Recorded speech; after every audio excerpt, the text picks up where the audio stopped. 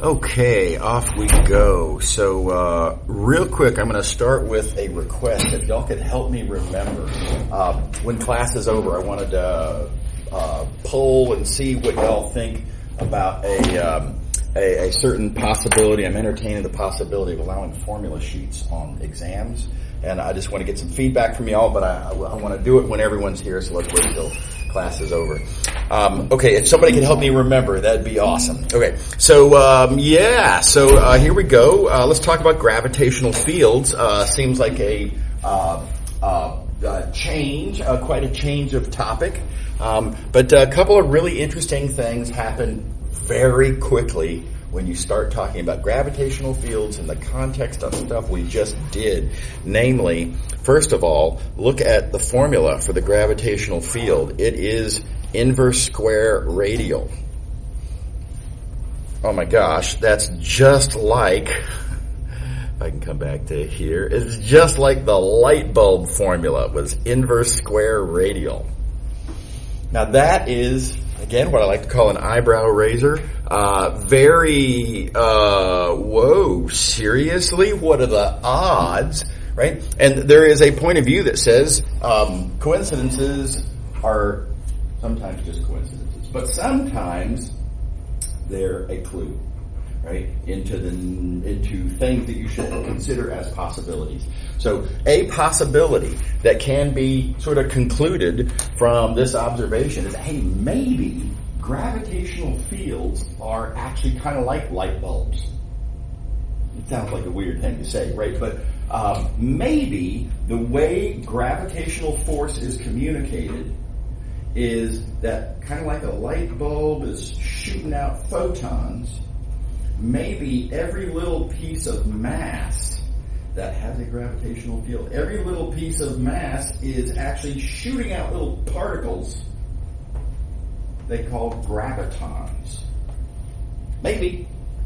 Right? And maybe every time you get hit with a graviton, somehow that communicates that, hey, by the way, there's a piece of mass over there and gravity's pulling you that way. Right? It addresses the concern that some people have about, what do you mean action at a distance, right? I understand the idea that I can push this chair, but I have to push it by touching it, right? What is this idea that I'm somehow magically going to pull the chair toward me without getting anywhere near it, right? So if it's communicated by a particle, that kind of addresses that concern too. There is some appeal to the idea of gravitons. Okay. Turns out, for our purposes, this is not a physics class. For our purposes, it doesn't matter if they're real or not. The point is, gravitational fields behave exactly, it's non-relativistic. Let's not get into general relativity. It's very, very different, right? But in a non-relativistic sense, gravitational fields behave exactly as if they were communicated by gravitons. Right? So, as we often do, if something behaves as if something's true, then we can kind of pretend that it's true, and we'll be emulating exactly the correct behavior. And it's fun. So, I think this is a wonderful tool. I really, really like this idea. By the way, do gravitons actually exist? You ask a physicist that question, get ready. Get comfortable. It's going to be a long discussion, right? Based on everything I've heard, I'm a little suspicious. If I were a betting sort, I would bet against. But doesn't matter for our purposes. Okay, so we're going to pretend that they do. Now let's consider a general scenario. Now this is not a point mass anymore. This is any scenario where you have mass distributed in any possible way. And we want to try to understand the gravitational field. And let's take a quick moment to recognize one single particle of mass creates a gravitational field that we can write down a formula for. But if you have countless different particles, each one of which makes its own gravitational field, all the pieces of mass having different locations, and so these fields are centered at different points, it's a preposterously difficult thing to write down. So if you want to study the gravitational field created by a lot of mass, spread out over space, you've got a problem. Everybody see what I'm talking about there? So here's a great way to solve it. And I'm going to start with, I think, a very simple and satisfying observation, and that is, again, mass is kind of like light bulbs. Mass, in how we're working today, mass shoots out gravitons, just like light bulbs shoot out photons. And so, well, if you've got some surface with a certain amount of mass inside of it, does it really matter where the mass is? It's shooting out gravitons. How many of the gravitons created by any given little particle, how many of those are going to pass through your surface? All of them. It doesn't matter where they are. Like with a light bulb, right? I mean, if I have a light bulb here versus there, how many of those photons are going to hit the wall somewhere in this room? All of them. Independent of location, right? So the big idea then is more mass, more flux. It's as simple as that, right? Every piece of mass, every particle of mass is shooting out a certain number of gravitons, we're pretending. Flux is the flow rate of those gravitons through the surface, of course, which is all of them. More mass, more flux. I think that's pretty plausible. Now, this constant is, it's got units in it, and it's just kind of, you got to deal with the fact that there's a certain amount of geometry that has to be addressed, and that's a detail that I don't want us to have to worry about. But the big idea is more mass, more flux. Now, that said, this constant, having come along for the ride, well, mass is a triple integral of density. That's boring and obvious. I mean, mass is integral of density. We've been doing that for a while. Flux is triple integral of divergence. That's just Gauss's divergence theorem. And check it out, we now have ourselves again in a situation where we have two integrals that are always the same. No matter what domain you integrate over. Pick your domain, doesn't matter. And the only way that's possible is if these two things, these two integrands, must be equal. And so there's this really, really powerful conclusion. We had this distribution of mass, right? Weird, who knows, distribution of mass. It creates a preposterously difficult gravitational field to write down. Almost intractable. Not quite, but it was this really highly undesirable gravitational field. We just computed its divergence with fancy tricks and clever insights. The divergence is this constant times whatever the mass density is. More density, more divergence. Pretty powerful idea. Anyway, I think that's a really cool little bit of sort of math applied to physics. Now you may think to yourself, who cares? I have no intentions of being a cosmologist or an astronaut. So why do I need to know about gravitational fields? If you're at the surface of the Earth, gravity is basically constant. Who cares? The whole thing's trivial. But here's why I think this matters. Electric fields are exactly the same structure. Different units, different constants, yawn. Okay, that's all, but who cares, right? Sure, of course there's going to be different constants and different units. But same basic idea. Anyway, being inverse square radial, you can go through a morally equivalent argument, and what you come down to is one of Maxwell's equations, that the divergence of an electric field is proportional to charge density. In the same way that the divergence of a gravitational field is proportional to mass density. So, neat punchline, and you definitely need to have some sense for this business, right? Understanding that that flux is created by charge, and that flux density is proportional to charge density. Big deal in T&M, and of course y'all are mostly engineers. Engineers are going to do a lot of stuff with electric fields. They are highly, highly non-constant, right? And definitely something you're going to kind of have electron use for. So my suggestion, what worked for me when I was undergrad, I did physics isn't the same as engineering, it's not that different. I relied heavily on Gauss's divergence theorem as it applies, right, in relation to this, insight about the similarity of light bulbs,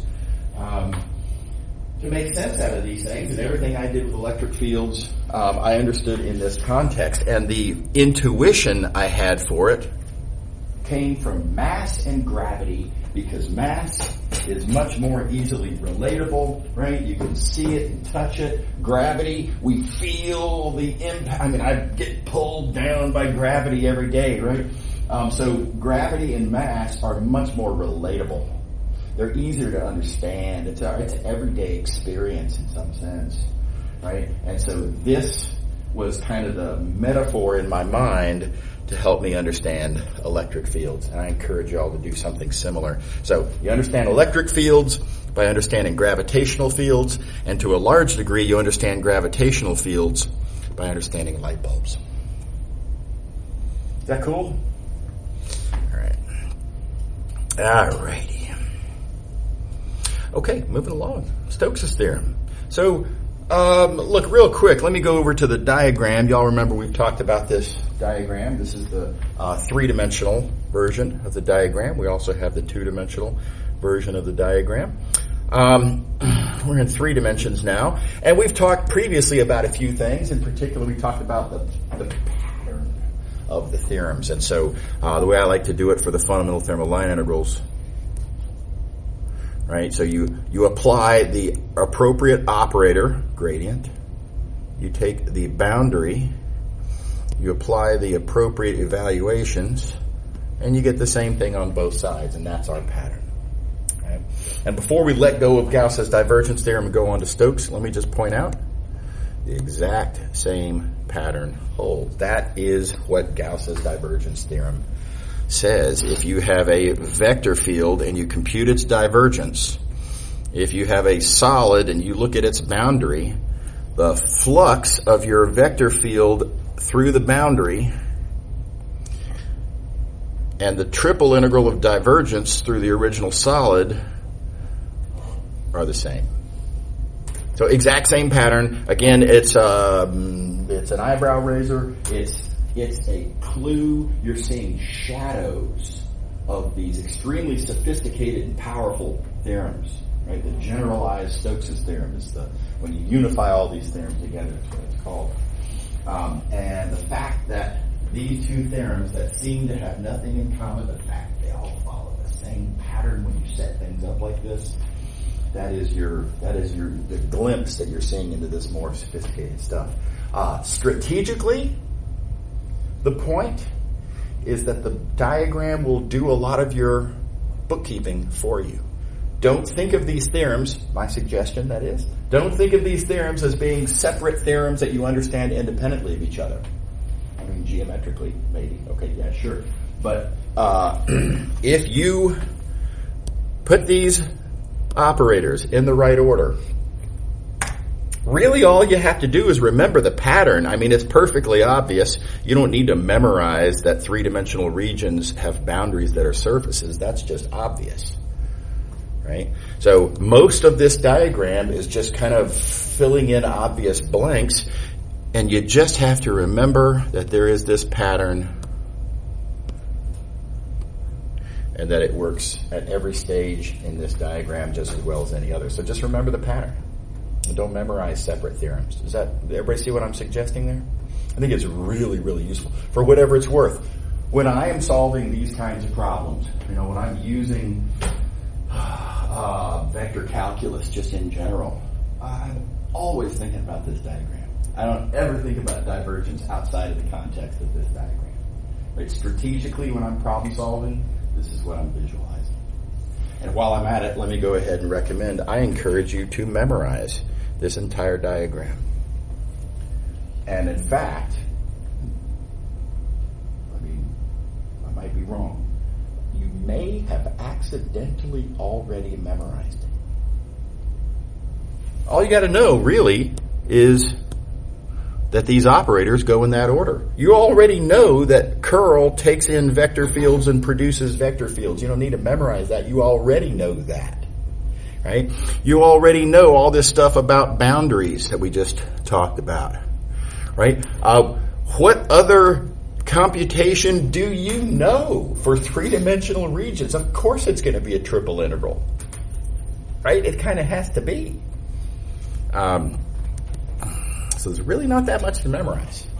So I would encourage you to, at some point, take out a clean sheet of paper, try to reproduce this diagram as much as you can. If you fail somewhere along the way, okay, well then stare at that, like do whatever you do to have to memorize. Try to make sure you get an understanding. Oh, okay, yeah, that's right. I need that for whatever purpose, depending on what it is. And then again, put everything away, clean sheet of paper, try to reproduce the whole diagram. Very often, students on my exams, when I say go, the first thing they do is they turn over the cover sheet and they write the diagram on the back of the cover sheet. And now they've got a copy of the diagram that they can work with. Something to think about. Okay, all right, moving along. So Stokes' theorem. As with all of these theorems, Stokes' theorem involves oriented boundaries.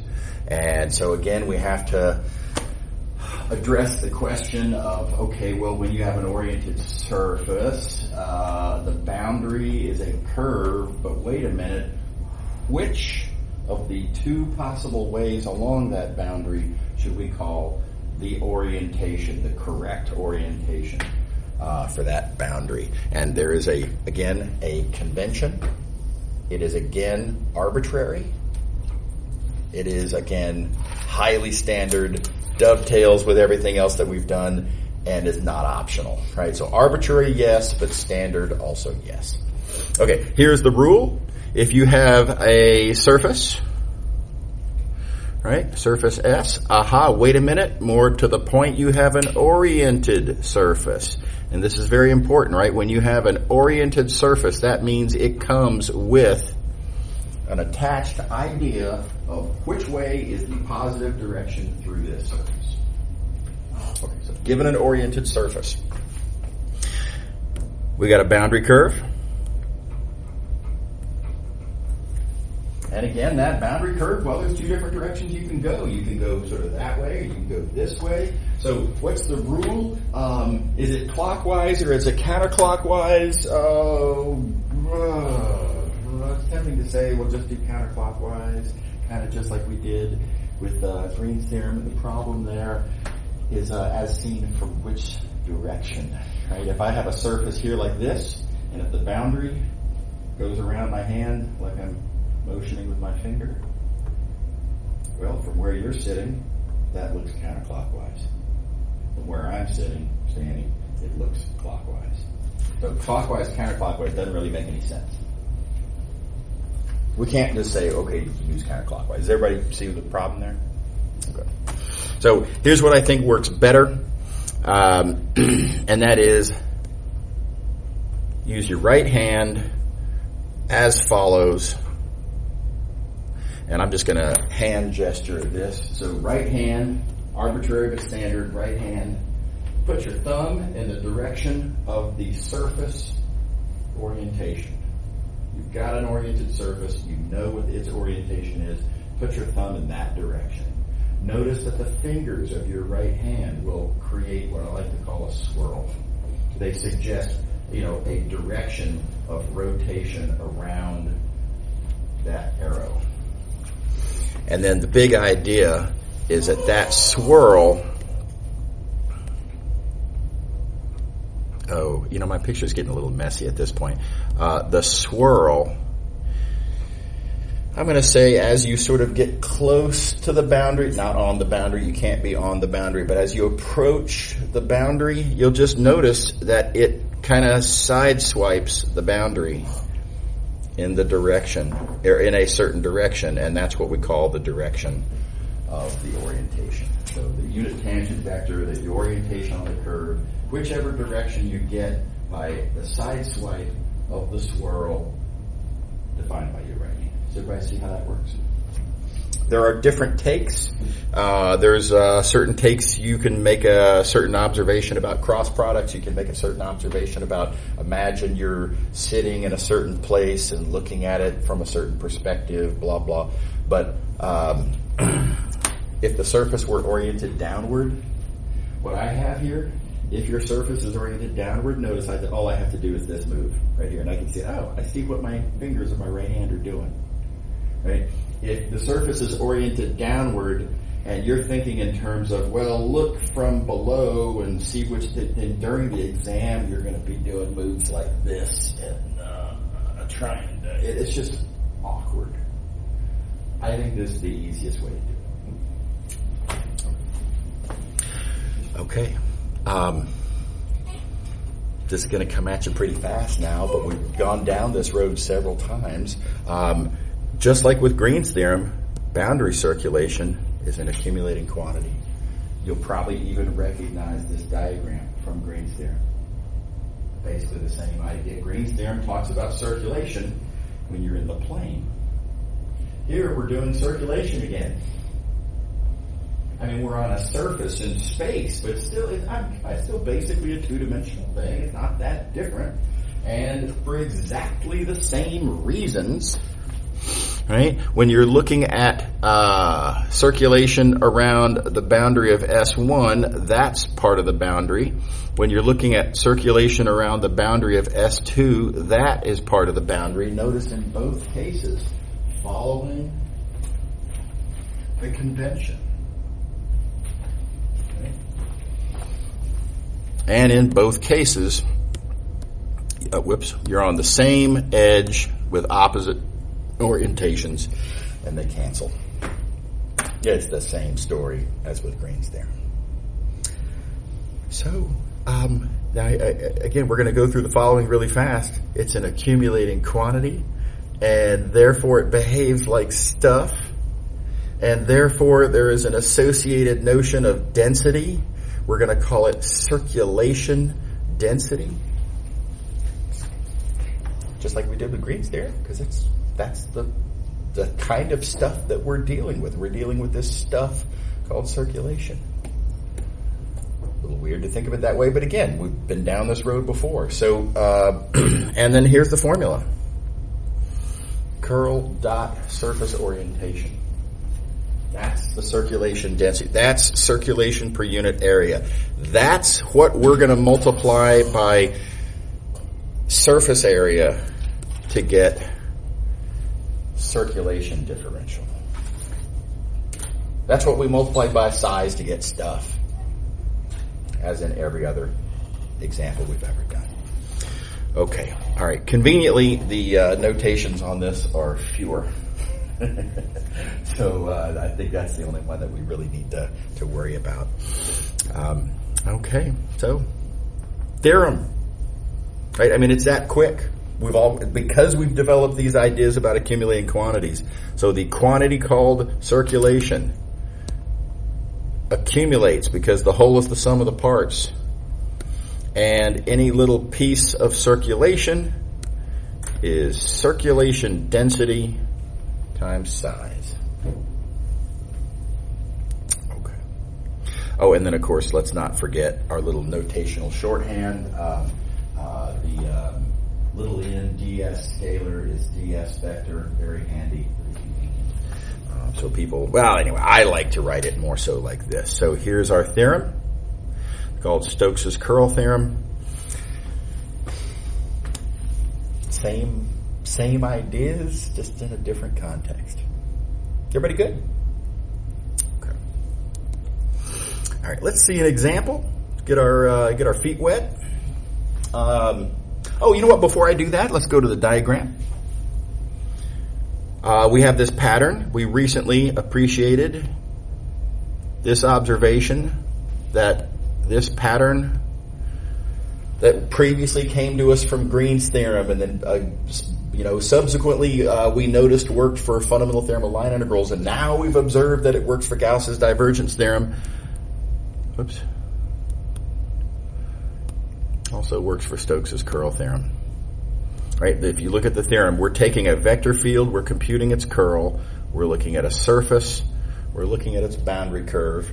We're taking a line integral of the original vector field around that boundary, comparing to a flux of curl through the original surface, and again we've found that they're the same. So yet more sort of this overwhelmingly, like the strength of the pattern just demands to be recognized, right? It's the same pattern over and over again. And so yet more glimpses into this larger theorem that we can't actually talk about. Okay, so yeah, example. Let's get our hands dirty. We have been asked to compute this line integral. Let's see here. The vector field is given. The curve is given and pre-parametrized. Right, so the big question, how are we going to compute this line integral? And let me point out, by the way, there is a suggestion of how this question is phrased that is in fact a little bit misleading. And heads up, reality will do this to you sometimes. And therefore I feel the need to do it to you to prepare you for said reality, right? But notice in the statement of the question, not only does it not say use Stokes' theorem, it actually even kind of seems to be vaguely suggesting you should pull back through the parameterization because it gave you the parameterization, right? We have the parameterization. You're going to kind of feel this temptation to pull back through the parameterization. And I think that'd be inconvenient. It's probably doable.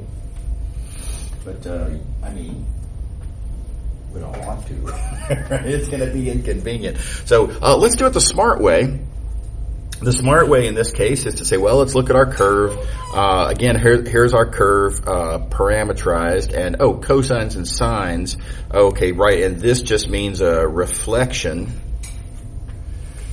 That would appear to be a reflection over the x-axis of the unit circle in the xy plane. And so, of course, now the unit circle in the xy plane goes like so around the unit circle. And so this being the reflection over the x-axis,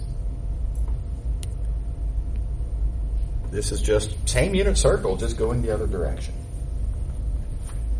Everybody see that? And you notice that we've got, let's see here, t going from 0 to 2 pi, so that tells me it actually goes all the way around. So there's my curve, and you have to train yourself to be on the lookout when you're solving problems like this, be on the lookout for if you notice that something is a boundary. Right? Just always be heads up. Is it a boundary? Well, just constantly be looking for boundaries. This is a boundary. Now, it's tempting to say, wait a minute, let's worry about the orientation. Is it going the correct orientation? Remember, boundaries have to follow orientation rules, and that is very important. Yeah, it's actually fine. It is following the correct orientation. If we talk about the boundary of that surface, it's got to be an oriented surface. And if I make the correct choice to orient this surface downward, then the orientation works as it should. So, downward oriented disk, oriented downward. What does that do to my boundary? Well, you point your thumb in the direction of the orientation. You look at the fingers, right hand, it's got to be the right hand. Thumb in the direction of the surface orientation. Look at the fingers of your right hand. They go around like so, which is correct. That cool? All right. Okay. It's all over but the shouting then. Because our curve that we were given is a boundary. And when you're talking about boundaries, right, boundary circulations are flux of curl. The curl is pretty easy to compute. I need to, we got to take our vector field here. Going to have to compute this curl, and the curl, it's just various partial derivatives. By the way, make sure you know those formulas, right? It goes back to chapter 3, but we're going to use that curl formula and the divergence formula, lots and lots of use here in chapter 7. And curl, punch it up, various partials, and boom, 0, 0, 2. Nothing to it. Everybody with me? And of course, we already know the normal vector, right? We had to choose this for our normal vector to make everything work out in terms of boundaries and orientations and stuff. And check it out, our integrand has simplified really nicely. This dot product just turns into -2. I'm doing that integral over the surface whose boundary is the curve. By the way, just for kind of linguistic convenience, I like to call the surface whose boundary is the thing. When you're kind of grammatically reversing the boundary, I like to call this the anti-boundary. Right? Grammatically, I think that kind of makes sense. And easy integral, right? And answer and victory. How we doing? Cool. All right. Okay, now I want to go back to something we talked about a while ago, and that was this idea of an oriented density. Now, everything on the page is old news, nothing new, right? I'm setting up a comparison, setting up an analogy. But remember, when we were talking about the fundamental theorem of Lyman intervals, the big idea was that change accumulates. This was what we recalled from chapter 2. We sort of reinterpreted this old chapter 2 idea as change density. And then we said, oh, well, I can lump these together in the usual way. And then I can look at this. And if I interpret dr as it's more than just size, right? dr is both size and orientation. And if I therefore view dr as being oriented size, then I pushed this perspective that you could think of the gradient as being oriented density. Now, that's look, I'll confess that's a weird take. But there's something kind of elegant about this, right? In fact, the gradient, if you break it down into its parts, right, it has a magnitude. The magnitude is how fast the function's changing. It's the change density if you're going in the correct, or if you're going in the maximal direction. So the magnitude tracks as being a change density, and the direction tells you what that maximal direction is. It tells you what the proper orientation would be, which direction should you go to realize that maximum possible change. So it's literally telling you, or this gradient, old news, it's literally telling you in which direction and by how much is the function changing. So I think oriented change density is a perfect term. I think it makes loads of sense. I'm a big fan. All right, now with that noted, morally equivalent thing is going to happen here with Stokes' theorem. You notice I laid it out on the page deliberately exactly the same layout because it's morally equivalent argument. Circulations in accumulating quantity on any given little piece. We have this idea of circulation density. That's what you multiply by size to get stuff, namely circulation. And we noticed that was equal to this. Excuse me. And now, again, we're poised to make a very similar observation. If I were to suggest that we view ds as being oriented size, well, it kind of is, isn't it? N is an orientation and ds is a size. That's literally it's a very naturally interpreted as oriented size. Then it wouldn't be unreasonable to view curl itself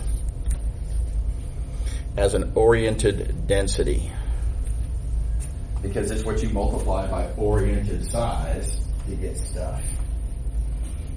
It's what you multiply by size to get stuff, but with orientation kind of tacked in there. Right.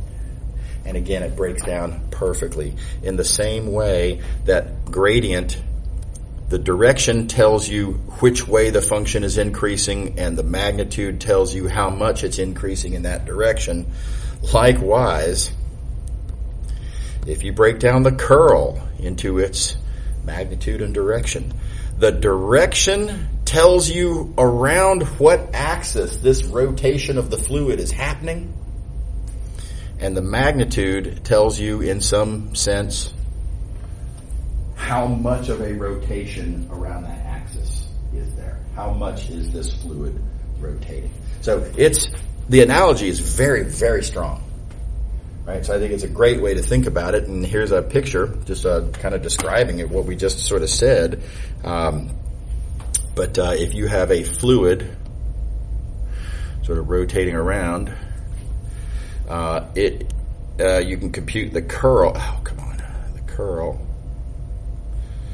The curl would be something like that. And notice the curl is telling us by which direction it points. It's telling us what the axis of rotation is, around what axis is this fluid rotating, and by virtue of its magnitude, it's giving us some indication of how much of a rotation. Is this a gentle sort of like slight rotation of fluid, or is this a full-on Category 5 tornado kind of thing?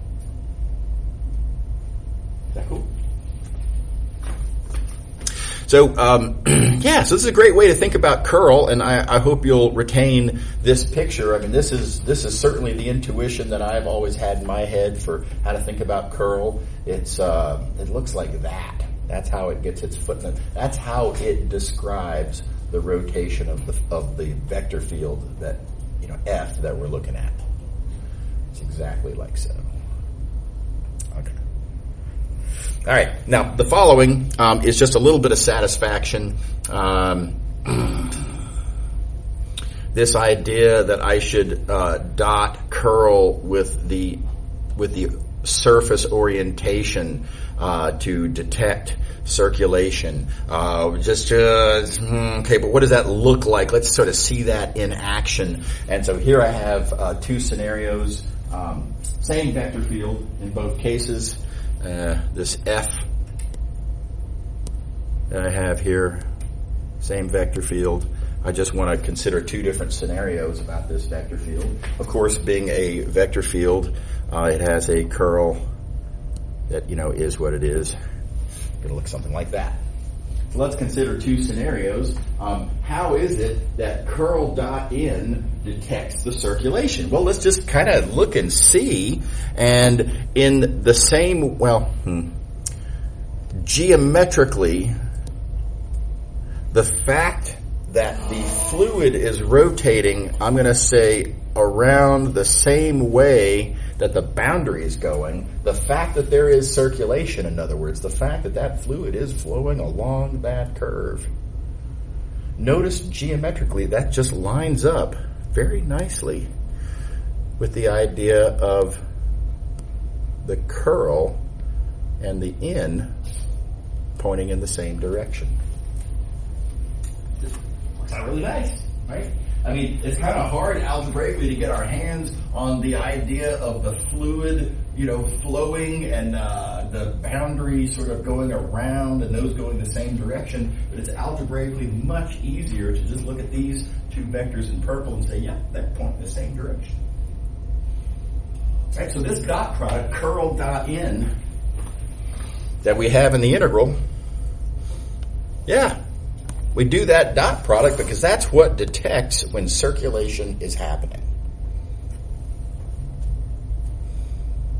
And just for contrast purposes, I'll point out that, if the fluid is going around like that, but the boundary is kind of, it's just going around a different way. I mean, is this fluid really flowing along this curve? It's just not, right? So the fact that there is no circulation there, again, very conveniently, much more conveniently, algebraically that is, related to the fact that these are not pointing the same direction. These are perpendicular. So the more this is happening, the more circulation you have, and the bigger the dot product will be. And the more that this is happening, the less circulation you'll have, and the smaller the dot product. So to me, this is good intuitive geometric satisfaction. I hope that will give you all something to kind of latch on to also. Okay. All right. Okay, some physical examples. Now, y'all know we're behind schedule in this class, and they shorted us by a lecture, and I've been doing my best to try to squeeze it all in, and it just won't fit. So I am going to have to cut a couple of things that were highly optional anyway. It's not in the book. It's supplemental stuff that I don't think we need to worry about. I am going to talk about the fluids example, but then we're going to kind of skip over talking about magnetic fields and stuff like that. So, anyway. Old news, right? When you have a vector field representing velocity, and if you have some scenario, like this, well, we know that the velocity of the fluid gives me the velocity of the, I guess we have a leaf floating around here, right? And so, of course, the velocity of the fluid gives me the velocity of the leaf. The leaf has to do exactly what the water tells it to do. Well, of course. But then we notice it's being pushed less on that side and more on this side. That gets detected algebraically by curl, and curl then is an indication of not how the leaf is moving, but how the leaf is rotating as it moves. Does that make sense? Okay, so old news, right? We talked about that previously. The cool thing is that curl does the same thing. I should say that differently. This is two-dimensional curl. Now we're going to talk about three-dimensional curl. And again, it's a little unfortunate we use the same term. I mean, you can see why they do, right? They do clearly have a lot in common. Yeah, I get that, but I like to be able to keep them distinct, and the terminology is unfortunate to that end. Same deal, and that is if you have a fluid flowing that has a rotational aspect to it, well, sure, the fluid velocity gives you the balloon velocity. Now, I can't use a leaf in this sense. We have a three-dimensional fluid. I need something that will kind of float in a three-dimensional fluid. So let's think about air and a balloon that has exactly the right amount of helium. You know what I'm talking about? You know how when, like, at the day of the party, right? I have a 11-year-old, so balloons in our house, right? So, day of the party, the balloons are up on the ceiling. 3 weeks later, they're on the floor. But there's a couple of days in there where just the right amount of helium is leaked out, and they're perfectly balanced. They just kind of float around in the air. Curl. Keeping in mind, curl does like so, right?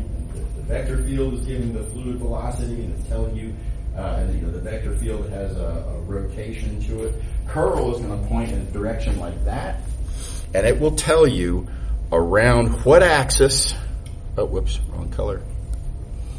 Around what axis, and with again with the colors, and with. and with what rate, or how much of a rotation is that balloon therefore going to be sort of rotating around. Totally analogous to the leaf on the water.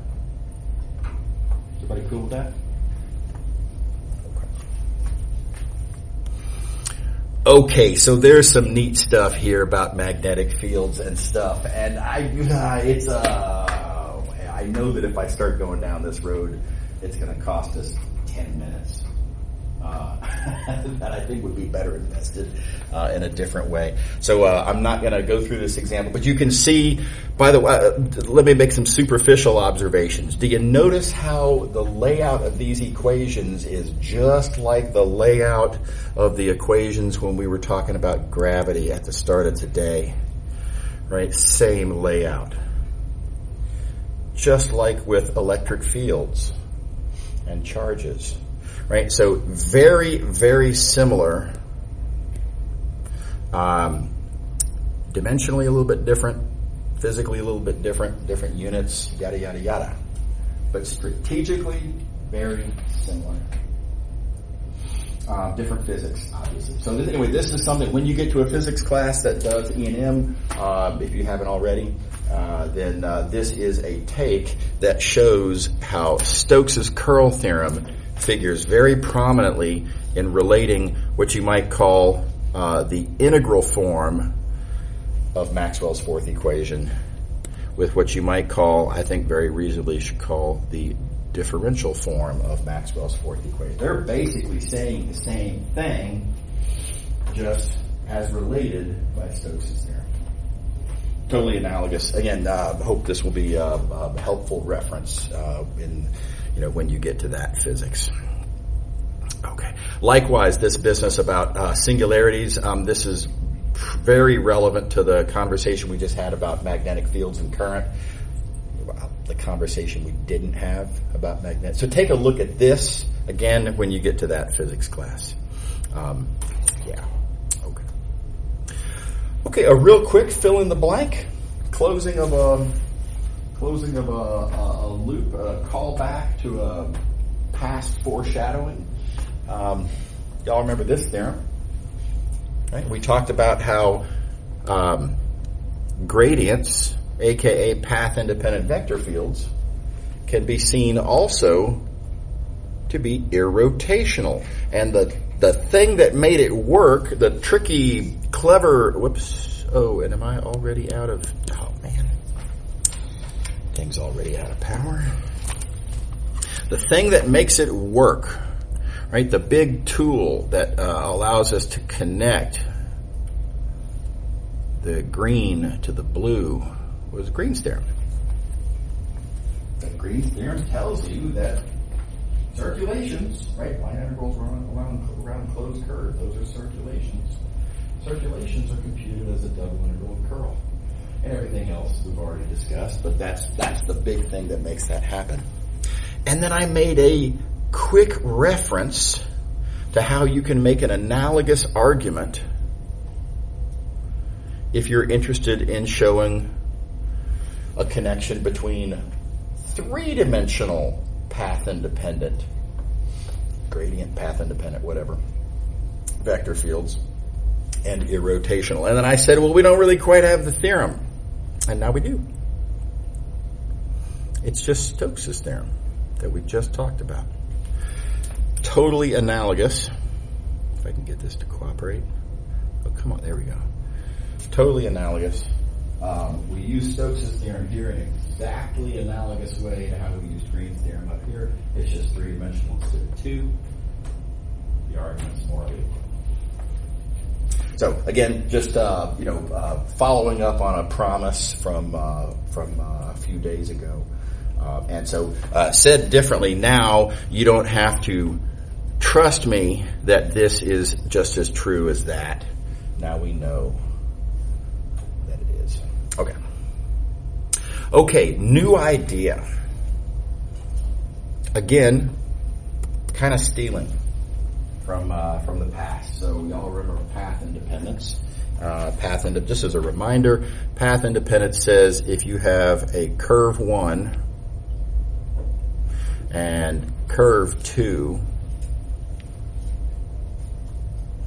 That is now with the same boundary points. They do have to start at the same point and they have to end at the same point, right? Then there are some special vector fields, very special vector fields called path-independent vector fields that will have the remarkable property that the green line integral and the blue line integral must be the same no matter what those curves are, as long as they start and end at the same point.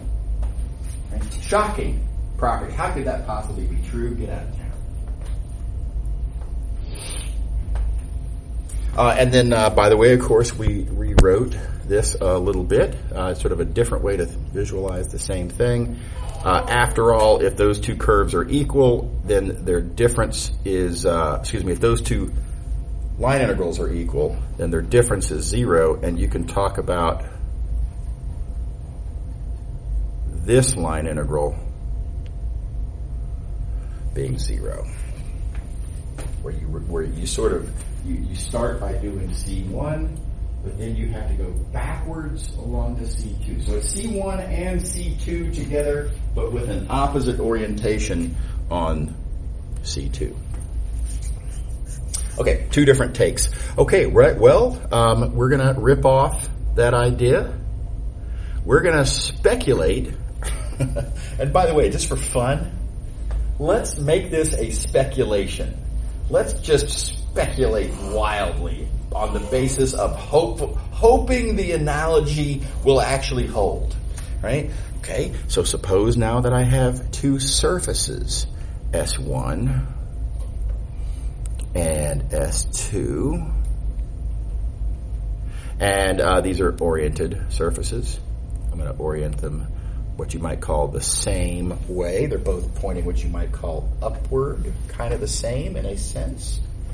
Right? And the same way that these two, the green and the blue curve, are both kind of, generally speaking, going sort of up and to the right.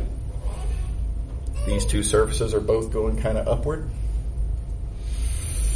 Right? Now, with the understanding that they have the same boundary, now, of course, being surfaces, their boundaries are a curve, not a pair of points.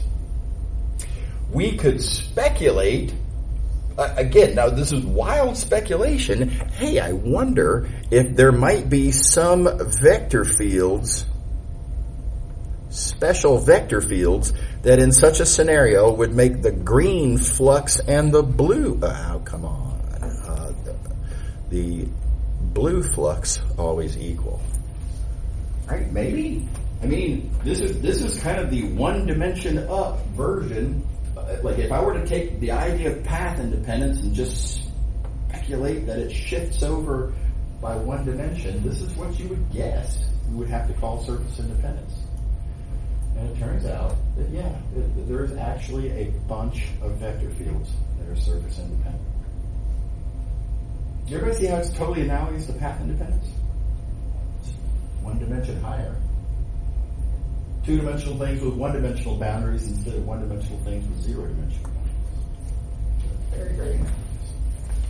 And again, we can talk about a different version of this in the same sense that we say, okay, well, let's take C1, but then reverse C2, and that gives us not only a closed curve, but a boundary of an area.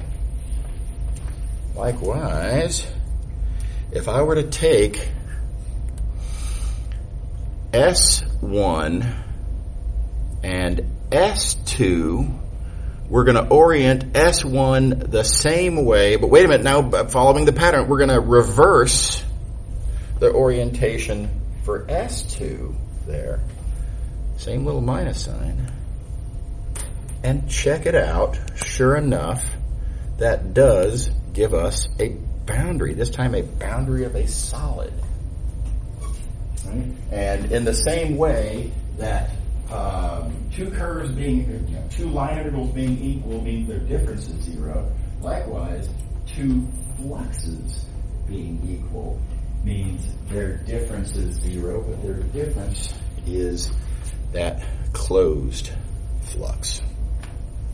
The analogy is bonkers strong, and it's a powerful computational tool. So I hope you'll take some time to think through every little detail of path independence and how we've got it written up here, and then correspondingly persuade yourself of how what we're claiming down here is totally analogous.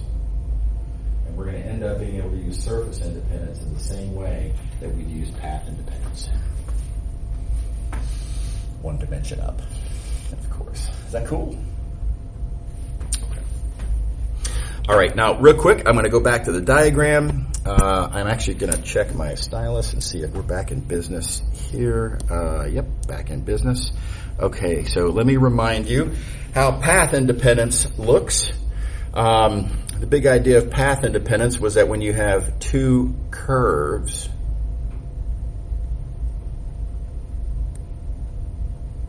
with the same boundary points, you get the same value for the line integral.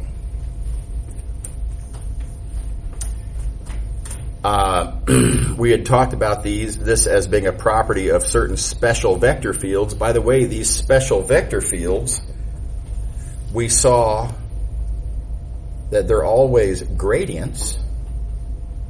And in particular, it was the fundamental theorem of line integrals. Right? We used the fundamental theorem of line integrals to argue that path-independent vector fields must be gradients and vice versa. All right. Well, that's not what I wanted to do. I wanted to, see these, it's hard to see without my glasses. I wanted to highlight. Here we go. Here we are now, shifted over by one. Let's see, I guess I'll do it about like that. Shifted over by one dimension. We've talked about this idea of surface independence being a vector field, special vector field, where when you have two surfaces with the same boundary curve, they give you the same flux.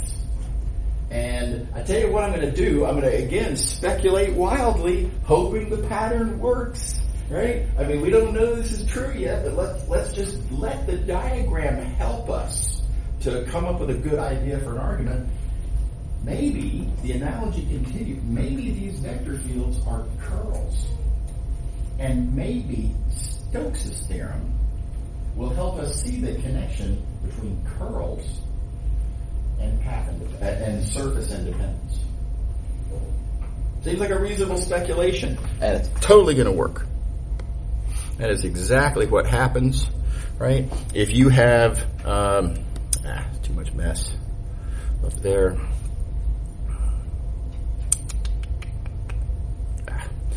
If you have a surface independent, if you have a curl,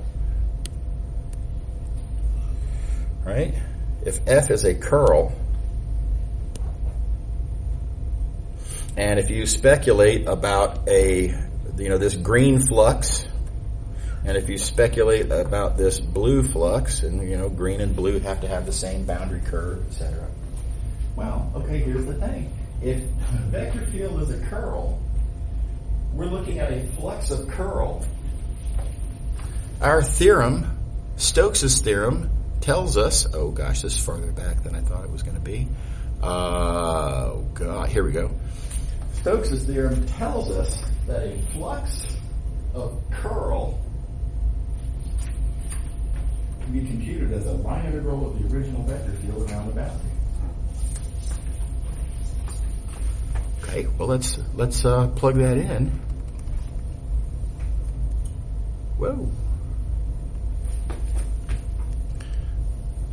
This green integral is going to be computed as a line integral around the boundary. The blue integral computed as a line integral around the boundary, and they have the same boundary, so they're both computed with the same line integral, and so they're the same. And that means, that means that that this vector field is surface independent. So curls are surface independent. So the diagram, not only does it have patterns that will describe various properties, you can speculate on the basis of the pattern what theorems might be useful to prove what connections between these ideas. Isn't that crazy? I think it's pretty cool. Okay. Alrighty. Here is the next thing I want to show, and that is this local test. Now, you recognize the layout, I'm sure. Right? I've deliberately written this on the page to be the same layout as we did when we were talking about irrotational and et cetera. How do you tell if something is path independent? How do you tell if something's a gradient? Right? Same layout.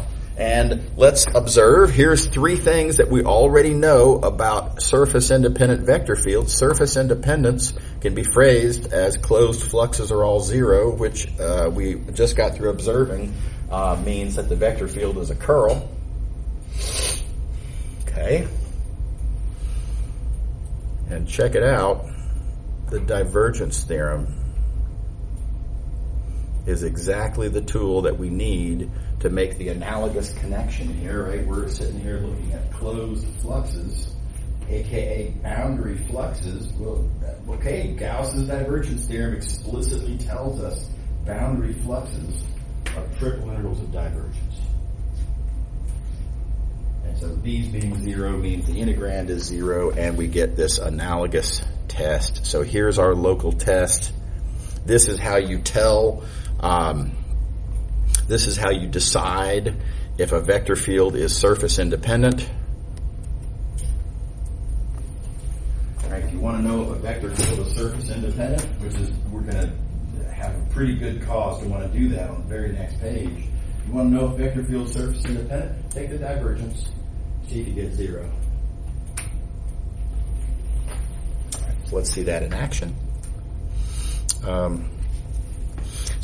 the way, this is a kind of question that I've put on exams many times in the past, and I have every intention of putting it on more exams in the future. No promises as to what, no comment as to this semester's exam, but if you were a gambling sort, you might speculate on that question. Anyway, here's a vector field, here's a surface, compute the flux. I mean, obviously that's of course we're going to be computing flux. And again, in the real world, why do I put certain kinds of questions on the exams? Because you're going to see them in your engineering lives.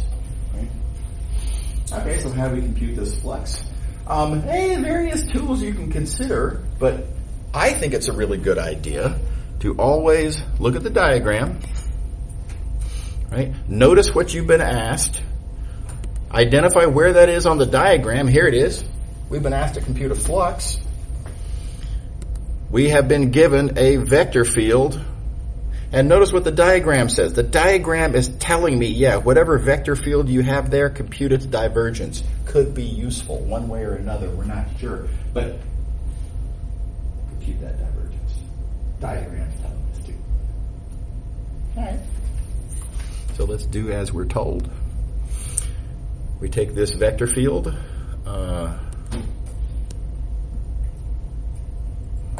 We compute the divergence. Again, because the diagram tells us to. We get zero. We cite the theorem we were just looking at. That means this vector field is surface independent. That means, because the divergence was zero, surface independent, that means that I can take, this surface that I was given, let me clean up the mess. This surface that I was given, S1, was asked to compute that flux through that surface.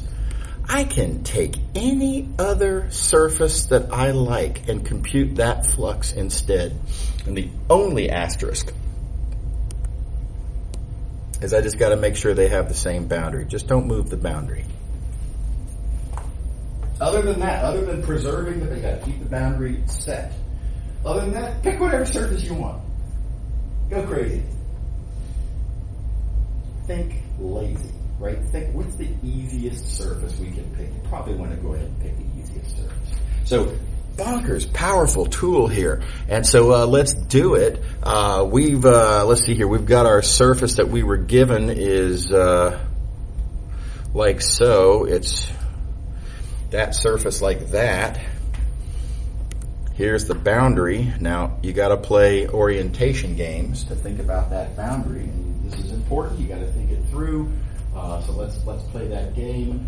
Got this elliptic paraboloid. We're looking at the part above z equals 0. So we get this sort of upside down cereal bowl. It says oriented downward. That means like so. You might call it inward.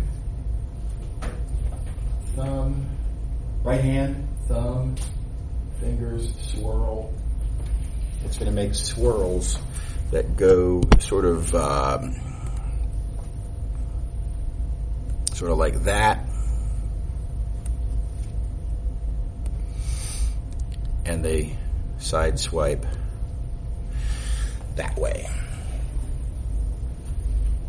And you just gotta, you gotta do that with your actual hand and see it and imagine it as you approach there. And that's the way it's gonna side swipe. Okay, so what I've concluded then, I know we've got surface independence and I know what my boundary is. That frees me up to now pick any surface that I like, whatever, right? Think creatively, any surface at all that I want. And if I were, not result oriented, I am free to pick a, one of those old weird looking chef hats. Something like that. Totally works fine. Go ahead and use that surface if you want to. Obviously, we're not going to. Obviously, we're going to pick the easiest possible surface, which is going to be like so. And then again, you got to play the game, and you got to think about which way do I orient? Is it oriented upward? Is it oriented downward? Which way? Well, it's whichever way gives you the correct orientation on the boundary, right? So our oriented boundary, we've already agreed, goes that way. And so you got to look at your two options for orientations on that surface. Play the game. Well, that doesn't work. And then you play the game. And that works. Right? So on our new surface, that is our orientation because of the game. Everybody with me so far? Okay, now I know it seems like we've gone to a lot of trouble here and we still don't have an answer, so what was the purpose of all of this? Now the purpose of all of this is to avoid having to do this the brute force way, right? If you were to imagine taking, you could parameterize this surface and you could plug that in, and it'd be doable and it's fine, but you'd be integrating over this thing where there's going to be square roots involved and defining the bounds, and it's going to get a little hairy. Probably doable, but hairy. Look how much easier the calculation is now. Now that we've said phooey to our original surface, we've got ourselves a brand new surface that's just as good. Same boundary, surface independence established. Well, this dot product is just easy to write down. The F dot N. This doesn't quite fit. So, the vector field dot my normal vector F dot, it's just minus XY. My integrand, super duper simple. And even better than that, symmetry argument. Boom, we're done. We didn't have to get our hands dirty. We didn't have to parameterize, right? We took a question where, vector surface integral, no symmetry theorem to even consider, square roots on the bounds, pain in the rear. We turned it into a question that's symmetry argument, doesn't do it, we win. Surface independence is an awesome tool. And you may recall, so surface independence for the win there. Y'all may recall, I made this observation about path independence that from a computational standpoint, most of the time, you got the fundamental theorem. You just find the anti-gradient is probably just as good, if not better, to just use the fundamental theorem. As a computational tool, path independence is limited use. Not so for surface independence. Because the alternative to surface independence would be to find an anti-curl. And that's much harder, as it turns out. Anti-gradients are easy. Anti-curls, tricky. So, while path independence is like a neat hammer, but I already own a hammer, surface independence is a neat screwdriver, and thank God I've got it because I have no other screwdriver. So, very valuable computational tool. I've used it a million times. I think you will as well. Okay, we've actually already talked through most of this strategic diagram stuff. Just real quick, I'm going to point out a couple of quickie things. But we talked about the pattern, right? And the pattern holds, and it holds. Oh, come on! Buttons. The buttons are black buttons on a black background. It's really hard to see. That pattern holds everywhere, even on the two-dimensional diagram. Whoops.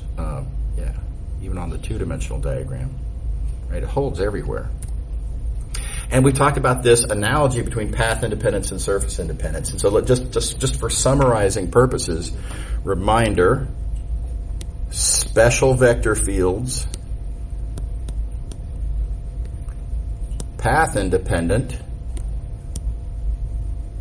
gradients of some function, curl equals 0,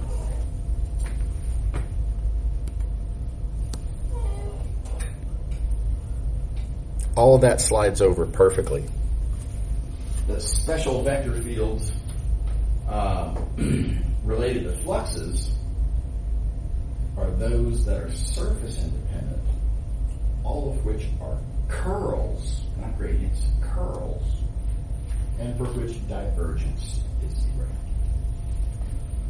Pattern's perfect.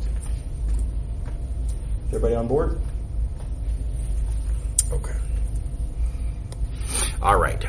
Okay, so we have 1 minute or so. We have 2 minutes. I'll tell you what I'm going to do. I'm just going to give you a little bit of a preview. So we have a 75-minute class on Friday. We're off tomorrow, by the way. So see you Friday. But on Friday, we're going to have 75 minutes. We do have to do all of Chapter 4. Chapter 4 is actually really quick. It's very mechanical. So that's not going to be that big of a deal. We also have a little bit of time on Monday before the exam. Now, remember how the exam, and previously the exam was first, and then we had a little bit of lecture after. That doesn't make any sense on the last day of class when there's no final. Right? So we're going to have 25 minutes of class meeting on Monday first, and then the exam will be the last 50 minutes. Okay. So we do have a little bit of time. These last 6 pages of notes here for Chapter 7 are just examples, but they're cool examples, and I do like to be able to go through them when time permits. So we're going to do as many as we can on Friday. And then we have to do course evals, and then we have to do Chapter 4. But whatever I don't get done with of these 6 examples, I have detailed, slowly and carefully recordings that I recorded a few years ago, discussing everything I could think of to say about these examples, and I'll give you those recordings. I also have a couple other recordings I'm going to put up on the YouTube channel of stuff that sort of reminders, special warnings that I think are, certain landmines that I've already warned you about, but that I want to make sure to double check that everybody gets the message of, we don't want to step on the obvious landmines, right? So there will be some recordings I'll be posting, but we'll get through as much of these examples as we can next time, and Yeah, so anyway, see you then. Okay, yes. I'm sorry? You lost about a full performance. No, yeah. Thank you, Bray. Okay, so real quick before you go, let me stop the recording here. But